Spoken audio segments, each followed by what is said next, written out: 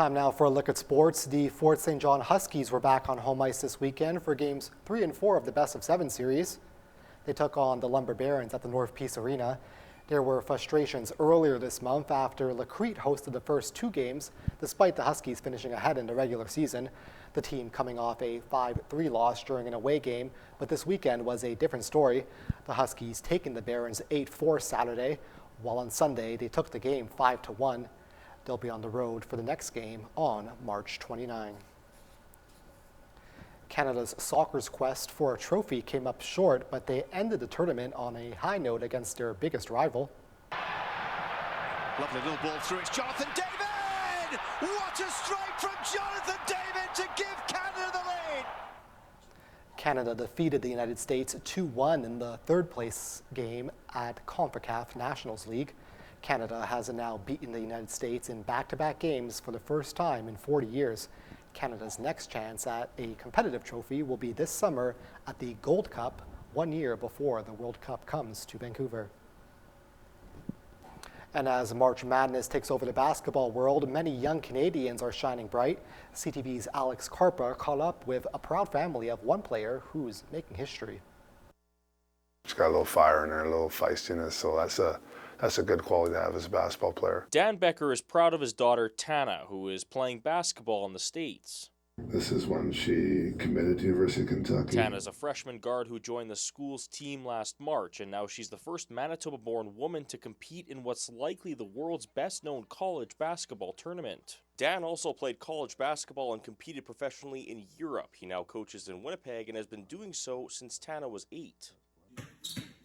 From the minor leagues, Tana played prep basketball in Ontario before going to the States. Of all my kids, she's the one that's the feistiest. You know, she's the one that gives you a little lip back in the house, has her own opinion, doing different things, but she also has that on the court. Tana is one of 29 Canadians competing in this year's March Madness tournament. Canada has the highest number of representatives on men's and women's teams outside of the U.S., followed by Spain and Australia. If there's any talent, whether it's size, athleticism in any part of the country, it gets found pretty easily. Wes Brown should know. He helps pro teams scout for top Canadian players. He says there are several Canadians who will make a difference in this year's tournament, including Ontarians Will Riley and Ryan Nemhard. A ton of really high-level talent, some kids that'll be first-round picks, some guys that are in the second-round conversation.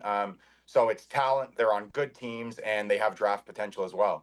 There's Tana, she's a Kia Nurse. Tana already met one of her idols, Canadian WNBA star Kia Nurse, who's also a guard. It's been a great experience so far for her, so it's really impressive and it's exciting to be a Canadian hooper right now. And of course, her dad thinks it's just a matter of time before this 19-year-old goes pro too. Alex Carpa, CTV News, Winnipeg. And finally tonight, even for the tooth fairy, it would be a tough question to answer. What's a 3-million-year-old shark tooth worth? As CTV's Sarah Plowman reports, a New Brunswick collector is about to find out. Perched on the sea. It's not hard to find maritime treasures here. Scenes of sailing or village life captured by Maud Lewis. But this auction house's focus has turned sharper. This is a set of 6 megalodon teeth. Chompers of a massive ancient shark that dominated the ocean more than 3.5 million years ago. Found off North Carolina, they'll fetch for a few $100s a piece or more.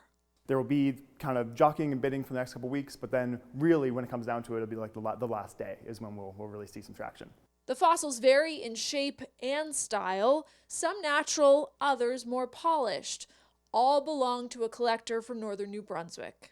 He probably has the largest collection like this in Atlantic Canada or potentially in Canada. We're always so amazed at the caliber and then the breadth of collections within Atlantic Canada. More familiar with paintings than prongs, these teeth have widened the siblings' range. We had to learn a lot about just the species itself, how the items are categorized, how they're valued, what collectors look for when they're looking at a tooth. Even how to properly measure the items. The last chance to bite at this bid is March 30th. Sarah Plowman, CTV News, Fredericton. And that's our newscast for this Monday evening. Join us again tomorrow night at 6.